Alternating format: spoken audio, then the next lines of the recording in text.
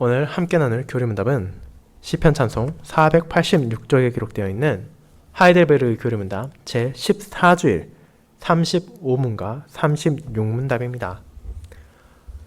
그리스의 성육신에 대해 고백하는 하이델베르의 교리문답 제14주일 제35문답 제36문답을 교독하도록 하겠습니다.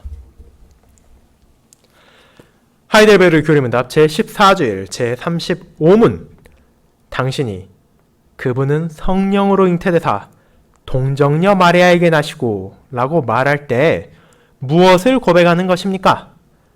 하나님의 영원하신 아들, 참되고 영원한 하나님이시며 항상 그러하신 분께서 성령의 역사하심으로 말미암아 동정녀 마리아의 살과 피로부터 친히 참 인성을 취하셨습니다. 이처럼 그분은 또한 다윗의 참 후손이시며 모든 면에서 그분의 형제들과 같으시나 죄는 없으십니다. 제36문 당신은 그리스도의 거룩한 잉태와 탄생으로 무슨 유익을 얻습니까? 그리스도께서 우리의 중보자가 되시고 그분의 무흠하고 완전한 거룩함으로 하나님 앞에서 잉태되고 출생될 때부터 있었던 나의 죄를 가려주시는 것입니다. 말씀 목사 후에는 찬송 1A장을 통해 사도신경을 함께 찬송으로 고백한 후 찬송 16장의 3절 4절을 이어서 부르도록 하겠습니다.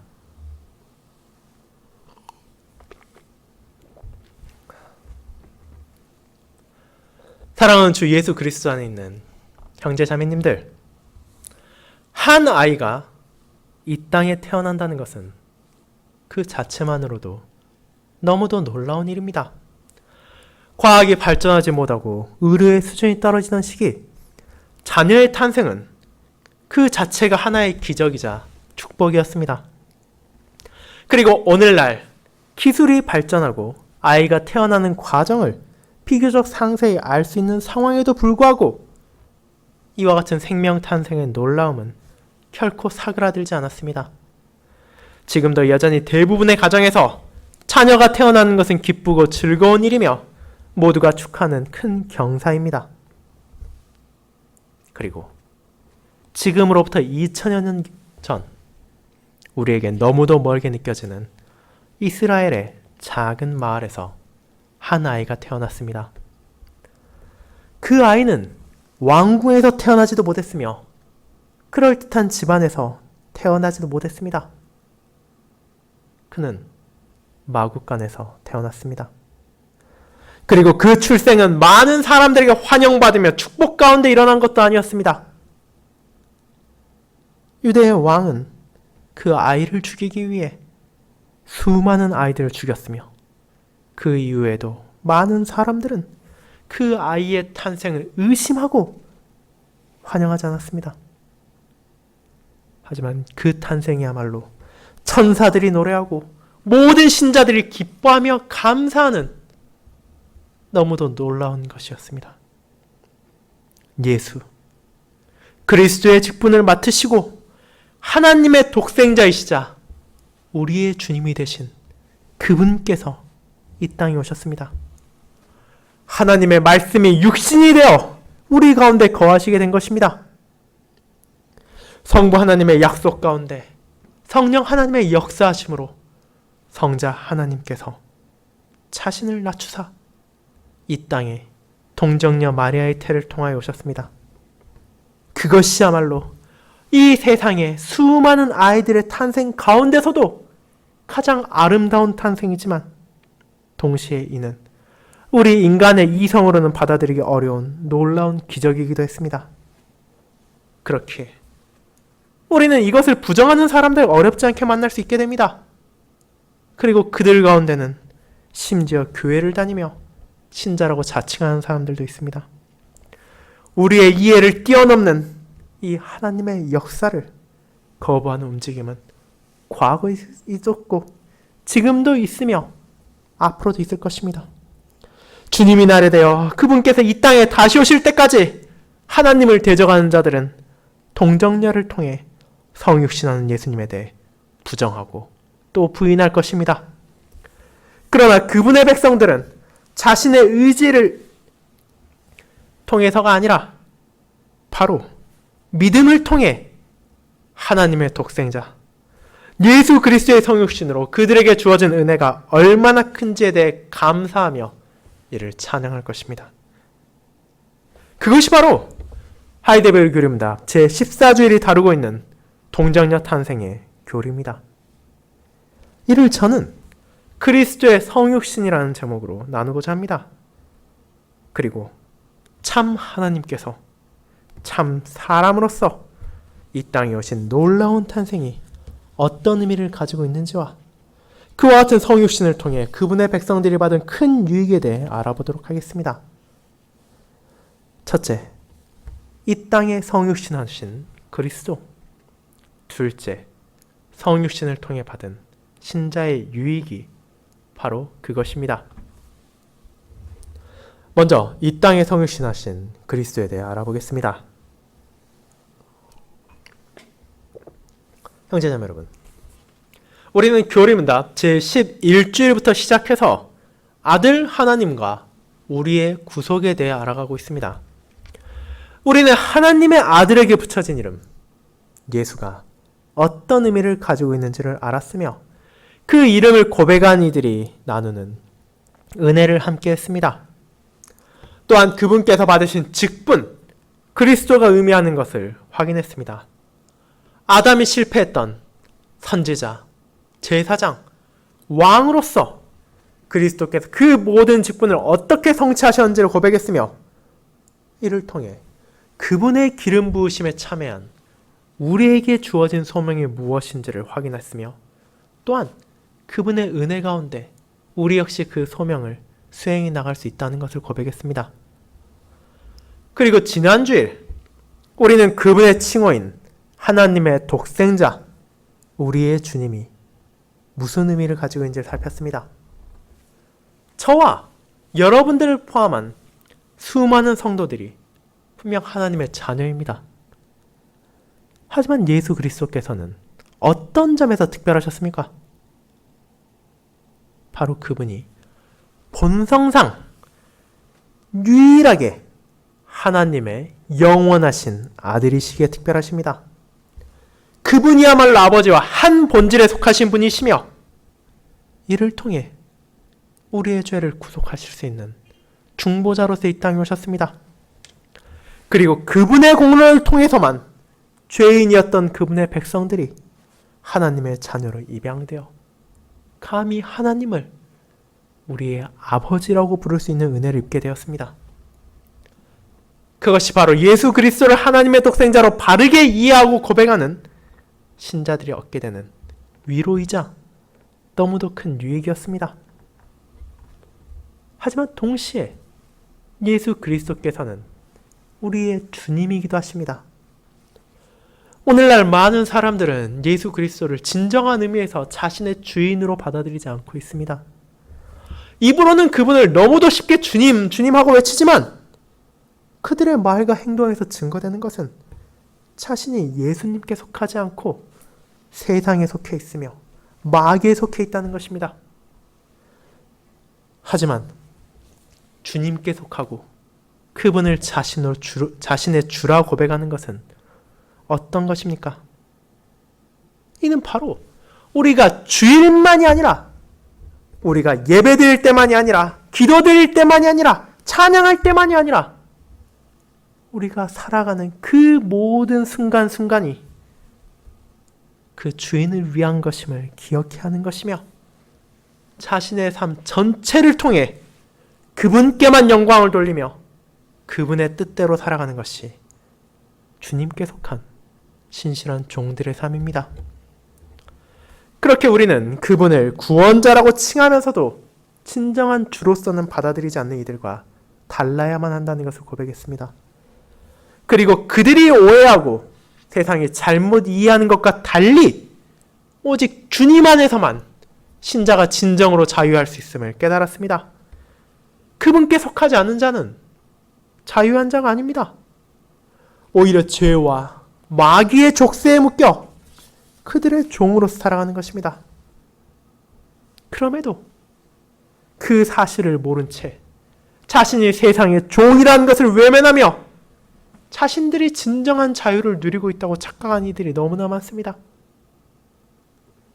하지만 성도는 파멸을 향해 나아가는 그런 잘못 대신 주님 안에서 누리는 진정한 자유에 감사합니다. 예수 그리스도께서는 십자가에서 자신의 보혈을 흘리심으로 그분의 백성을 구속하셨습니다.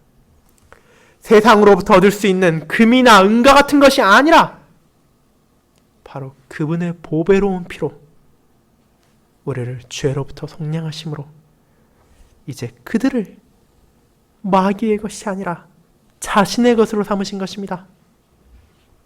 그리고 그것이야말로 교리문답이 계속해서 고백하게 하며 계속해서 깨닫게 하는 신자의 유일한 위로의 원천이었습니다.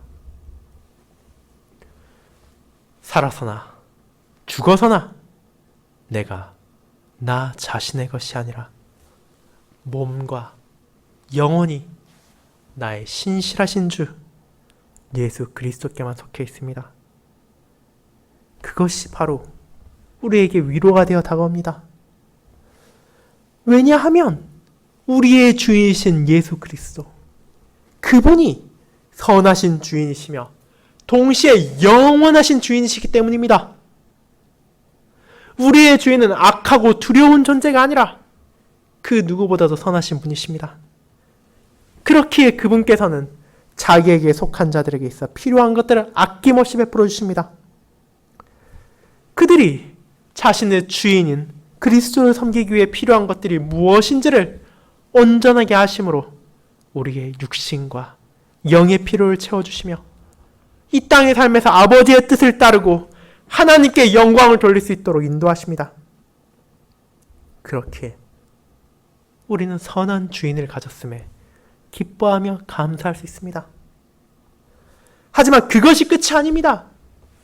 그분께서는 동시에 영원하신 하나님이시라는 것을 우리는 잊어서는 안 됩니다.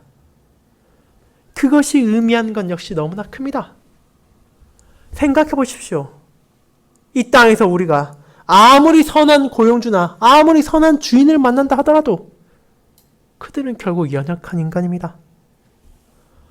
어느 날 갑자기 마음이 바뀌어 악한 주인이 될 수도 있으며 아무리 그들의 선함을 계속해서 지켜나간다고 하더라도 재산을 잃거나 건강이 상해 더 이상 여러분의 주인으로서 남아있지 못하게 될 수도 있습니다. 하지만 그리스도께서는 자신의 백성들의 영원한 주인이십니다. 또한 그분의 선함까지도 영원히 변치 않으십니다.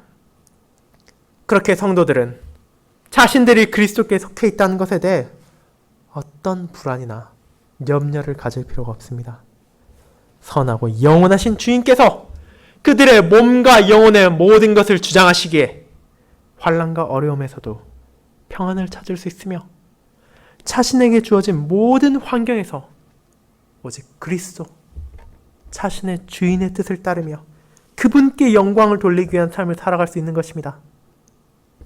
그것이야말로 그분의 종이 된 각각의 성도의 능력이 달린 것이 아니라 주인 대신 그리스도의 크신 사랑으로 약속된 신자의 유익입니다.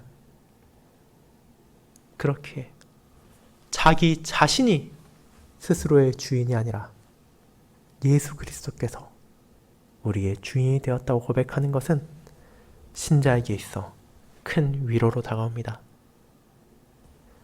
이제 그와 같은 위로의 고백을 나눈 신자는 이제 그분께서 자신의 양떼를 건지기 위하여 어떻게 이 땅에 오셨는지를 함께 살펴보게 됩니다. 고대로부터 시작하여 오늘날까지 성육신의 교리를 부인하는 이들이 끊이지 않으며 앞으로도 그런 이들이 계속 나타날 것입니다. 그렇게 주님께 속한 신자는 그분의 진리를 온전히 알아야 하며 고백할 수 있어야 할 뿐 아니라 거기에서 멈추지 않고 이단의 공격으로부터 이 진리를 지키며 이를 모르는 이들과 또한 우리의 자녀들에게 가르칠 수 있어야 합니다. 그리고 이를 위해 교리문답은 성자 하나님의 성육신에 대해 하나하나 설명함으로써 그것이 이루어진 과정과 함께 그분의 성육신이 담고 있는 의미를 알려주고 있습니다. 가장 먼저 이 성육신의 교리를 오해하지 않도록 하기 위하여 알려주는 것은 예수님과 우리 사이에 있는 차이입니다. 우리의 생명은 시작이 분명합니다. 하나님께서 은혜를 베푸사 부부가 하나가 되게 하시고 그 가운데 어미의 태안에 생명이 자리 잡게 하십니다. 그렇게 비록 우리가 정확하게 며칠, 몇 분에 잉태되었는지는 알지 못한다 하더라도 대략적으로 그 시기를 추정하는 것은 그리 어려운 일이 아닙니다. 특별히 의학과 기술이 발달한 오늘날에는 더더욱 그렇지 않겠습니까? 하지만 교리문답은 그런 우리와 성자 하나님께서는 온전히 다르다는 것을 알려줍니다. 그분께서는 이 땅에 오시기 전부터 영원하시며 참된 하나님으로서 존재하셨다는 사실을 기억하도록 합시다. 그리고 예수님께서는 항상 그러하신 분이셨으며 지금도 그러하십니다. 오늘 읽은 요한복음 1장의 첫 구절을 떠올려 보시길 바랍니다. 그곳에서 성령님의 영감을 받아 하나님의 말씀을 기록한 사도 요한은 무엇을 말합니까? 요한복음 1장 1절의 첫 문장은 다음과 같습니다. 태초에 말씀이 계시니라. 하나님께서 세상을 창조하시기 이전부터 이미 성자 하나님께서 계셨으며 그분께서는 영원부터 영원까지 계시는 무한하신 참 하나님이십니다. 아버지 하나님께서 만물을 창조하실 때 아들 하나님과 성령 하나님께서 함께 하셨으며 말씀이신 하나님 없이 이루어진 것이 단 하나도 없습니다. 그렇기에 우리는 이 세상의 창조를 다룬 창세기 1장에서부터 이미 삼위 하나님의 진리가 드러나고 있다는 것을 깨닫게 됩니다. 즉, 우리와 달리 그리스도께서는 성육신하기 이전부터 참 하나님으로 계셨으며 성육신하신 이후에도 참 하나님으로 영원히 계시다는 것을 잊거나 오해하지 않도록 교리문답은 다시 한번 되새기게 하는 것입니다. 그와 같은 참되고 영원한 하나님께서 이제 이 땅에 내려오셨습니다. 성부 하나님께서 아담과 하와에게 약속하셨던 여자의 후손으로 다윗에게 약속하셨던 영원히 왕위를 견고하게 하며 그 나라를 다스릴 약속된 후손으로 그리고 그런 다윗의 후손들을 간절히 기다리며 왕들의 타락과 열방의 약탈에 신음하던 구약 백성들이 기다리던 약속된 메시아로서 참 하나님께서 이 땅에 오셨습니다. 하지만 그분께서는 참 하나님으로만 이 땅에 오신 것이 아니었습니다. 바로 성령 하나님의 역사하심을 통해 동정녀 마리아의 살과 피로부터 참된 인성을 취하심으로 자신의 양떼들을 위해 오신 것입니다. 마리아를 통해 하나님께서는 자신의 아들을 이 땅에 보내셨습니다. 그리고 그녀가 아직 남자를 알지 못하는 동정녀였다는 것을 통해 그리스도의 성육신이 잘못된 방향으로 받아들여지지 않도록 인도하셨습니다. 일부 신학자들이 주장하는 것처럼 요셉과 마리아가 일반적인 부부와 마찬가지로 관계를 가지고 그 결과 태어난 예수께서 너무도 신실하며 너무도 하나님의 뜻에 순종하셨기에 피조물에서 하나님으로 올려지신 것이 아니라 하나님께서는 아직 결혼을 하지 않았던 마리아를 사용하심으로 성자 하나님을 이 땅에 보내신 것입니다. 그리고 다른 모든 기적들과 마찬가지로 그것 자체도 우리의 이성으로는 받아들이기 어려운 놀라운 일이지만 하나님께서는 그 사실 자체에 관심을 모으는 것이 아니라 이를 통해 베풀어진 자신의 은혜에 대해서 알게 하십니다. 그렇다면 그것이 왜 은혜입니까? 바로 예수 그리스도, 하나님의 독생자이시며 우리의 주님께서 이 땅에 오시는 것에 삼위 하나님께서 역사하셨기에 은혜입니다. 그 과정에서 사람의 능력이나 사람의 노력이 포함된 것이 아닙니다. 분명 마리아는 신실히 순종했습니다. 하지만 그녀는 주어진 하나님의 뜻에 순종했을 뿐 자신이 나서서 무엇을 한 것이 아닙니다. 요셉 역시 마찬가지로 자신에게 주어진 상황에서 하나님의 뜻을 따랐으나 그 자신이 성자 하나님의 성육신에 어떤 관여를 한 것이 아닙니다. 오직 하나님의 뜻에 따라 그분의 역사하심으로 그리스도께서 이 땅에 오셨습니다.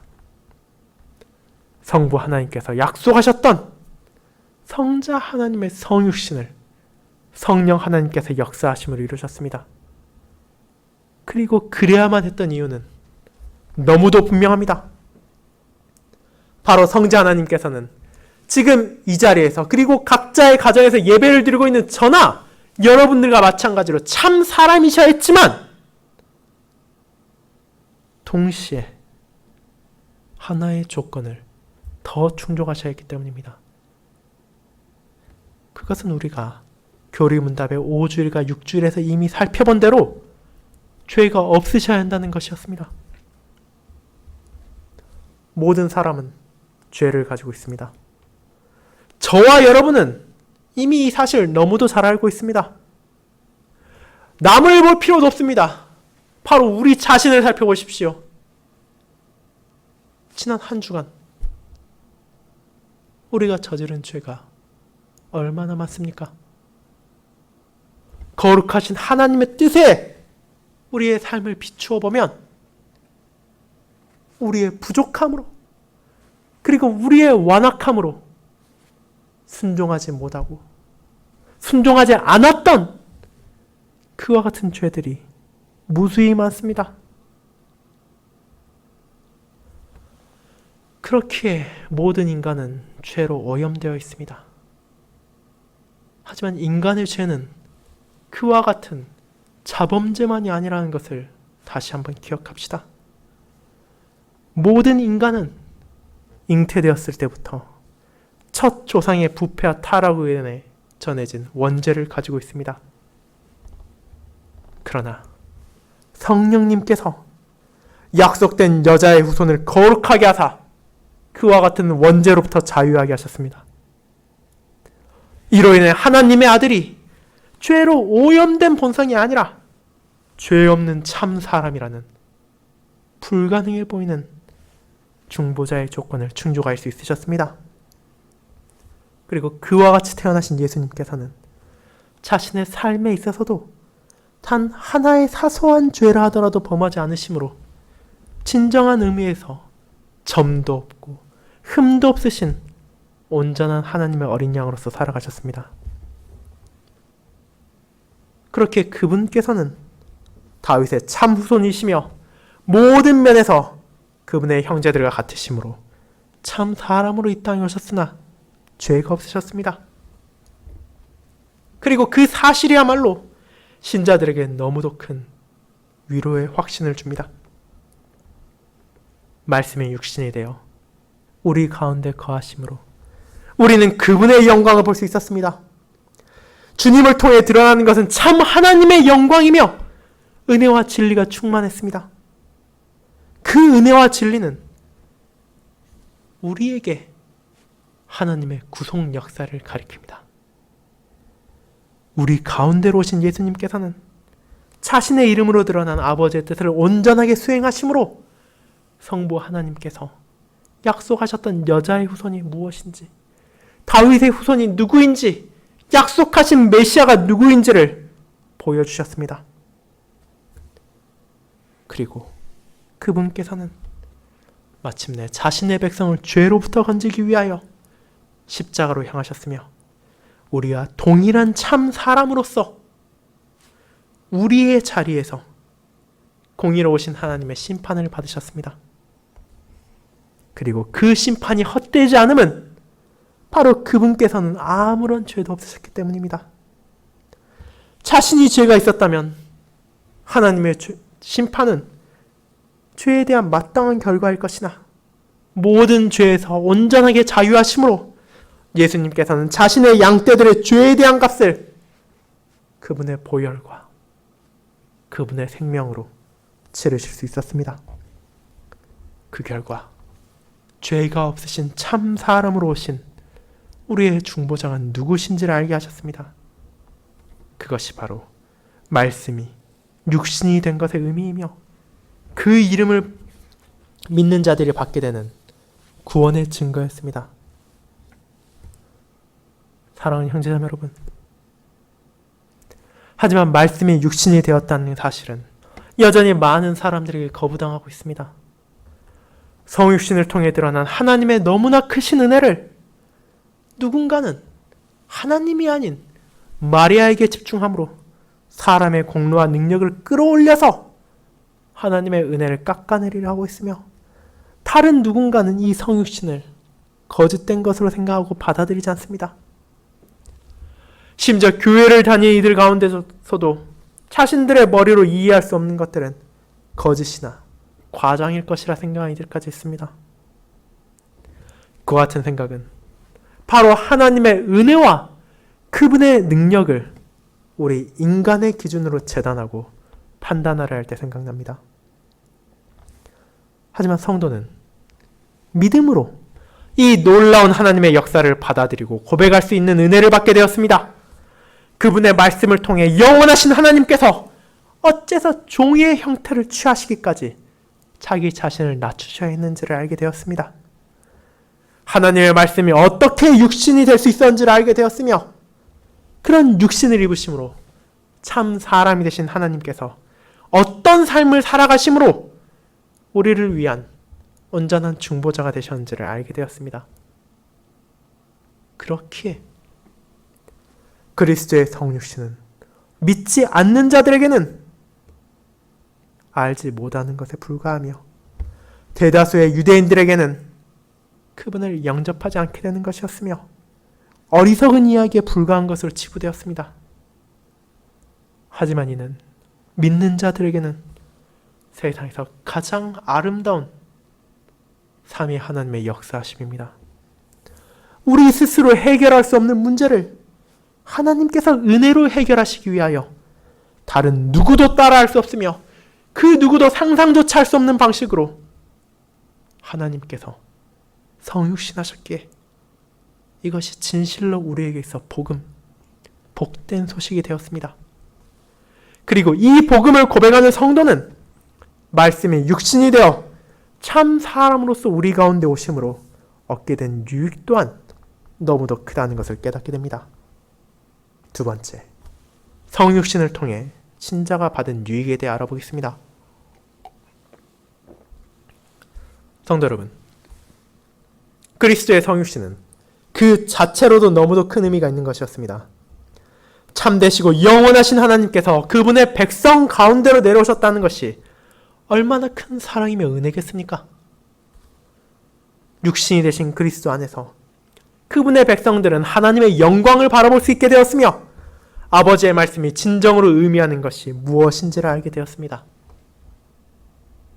하지만 그것으로 끝이 아니었습니다. 하이데벨 교리문답을 작성한 올레비아누스는 그리스도의 거룩한 잉태와 탄생이 신자들에게 크게 두 가지로 나눌 수 있는 큰 유익과 위로를 준다는 것을 전합니다.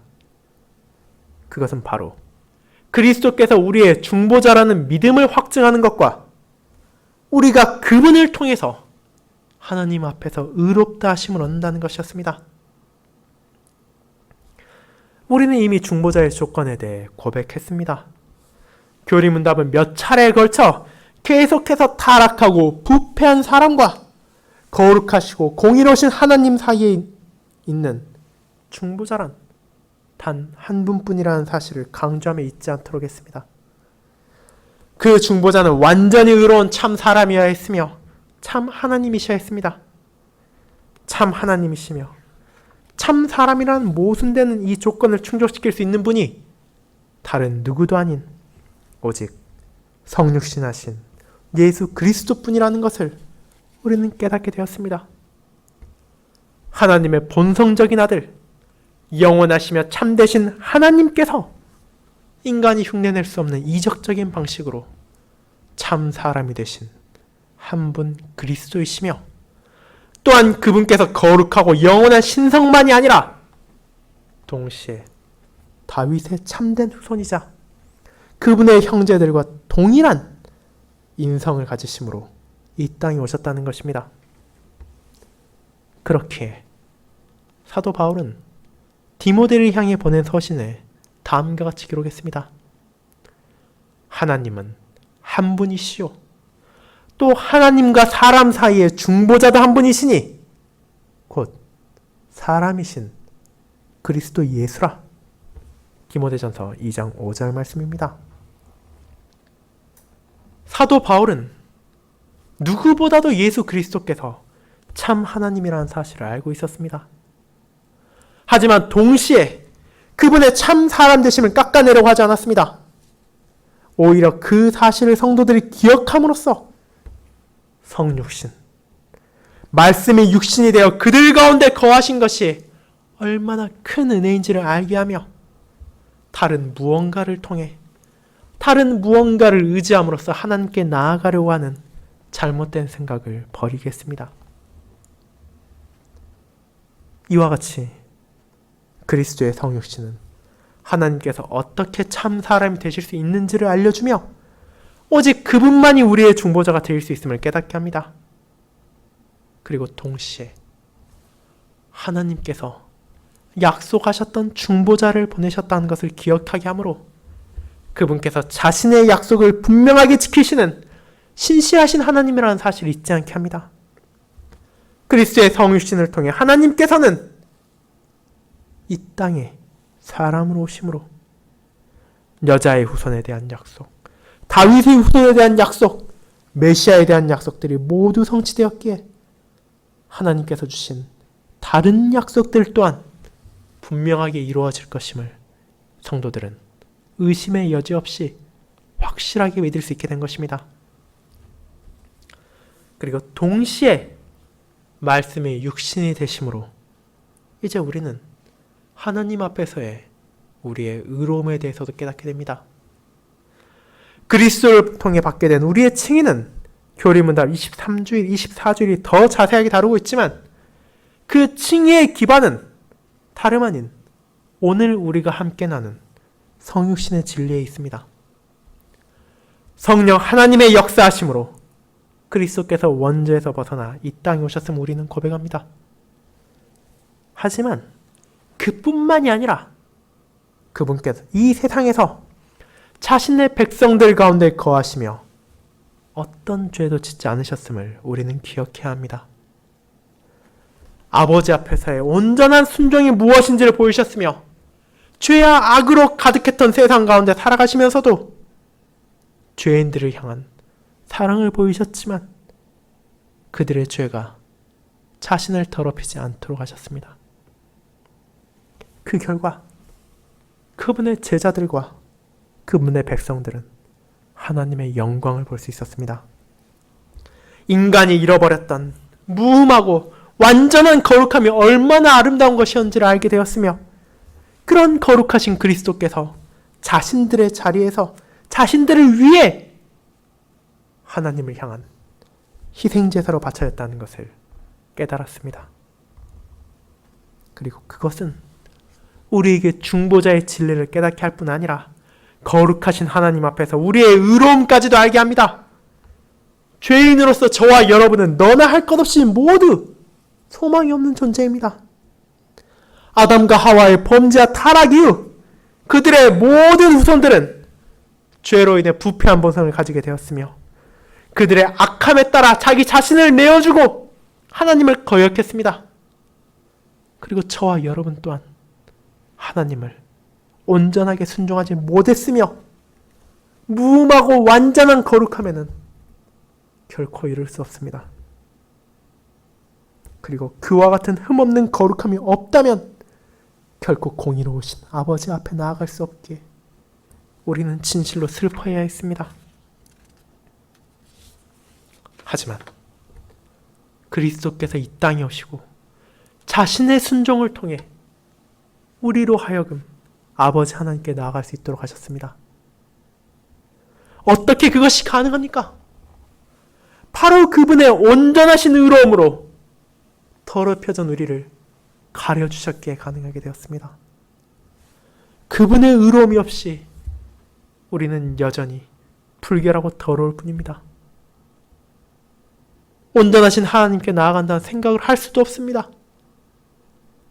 하지만 우리는 이 땅에 오신 그리스도께서 참 사람으로서 완전한 의로움과 거룩함을 증거하셨다는 것을 알게 되었습니다. 그분께서 원죄가 없이 태어나셨을 뿐 아니라 세상에서 그분의 백성 가운데 사시는 동안에도 단 하나의 사소한 범죄도 하지 않으셨기에 그분의 순종과 그분의 거룩함과 그분의 의로움을 통해 하나님께서 우리를 보신다는 것을 깨달은 신자는 이제 두려움 없이 기쁨과 감사함으로 아버지 하나님께 나아갈 수 있게 됩니다. 그리고 그런 자신의 자녀들을 이제 하나님께서는 그들의 더러움과 그들의 죄가 아니라 그리스도의 의로움을 통해 바라보심으로 의롭다고 칭하시고 그들이 자신에게 나오는 것을 기쁘게 받아들이십니다. 그렇기에 우리는 이제 그리스도 성육신하신 말씀 안에 우리의 생명이 있으며 우리의 빛이 있으며 우리의 구원이 있다는 것을 고백하게 되는 것입니다. 사랑하는 성도 여러분, 성육신의 진리를 깨닫고 이를 고백하는 신자들에게 이와 같이 큰 유익이 주어졌습니다. 우리 스스로는 결코 발견할 수도 없고 결코 만들어낼 수 없는 중보자를 하나님께서 은혜로 보내주셨으며 그 중보자의 온전한 거룩함이 우리의 죄를 가려주게 되었습니다. 저와 여러분은 여전히 연약하며 부족함이 많으나 우리는 그리스도의 의로우심으로 우리의 죄악이 가려졌다는 것을 알게 되었습니다.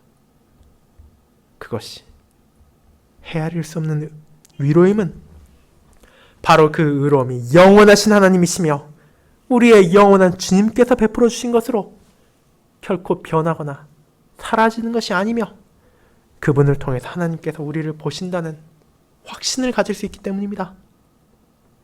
그렇게 이번 한 주도 우리는 성육신하신 그리스도의 은혜 가운데 하나님께 나아갈 수 있습니다. 그분 안에서 우리의 필요를 구할 수 있을 뿐 아니라 그 모든 필요를 우리의 아버지께서 기꺼이 베푸시며 우리의 기도에 응답하실 것임을 확신할 수 있습니다. 바로 예수 그리스도 하나님의 독생자이시며 우리의 주님께서 이 땅에 오시고 우리를 위해 자신의 사역을 성취하셨기 때문입니다. 그렇게 이번 한 주 주님 안에서 하나님께 나아가시기 바랍니다. 우리의 부족함을 따르는 것이 아니라 그리스도의 발걸음을 따라 순종과 감사의 삶을 이어가시길 바랍니다. 그리고 그 모든 것을 말씀이 육신이 되어 이 땅에 오신 성육신의 진리 가운데서 확신을 가지고 행할 수 있음을 기뻐하도록 합시다. 아멘.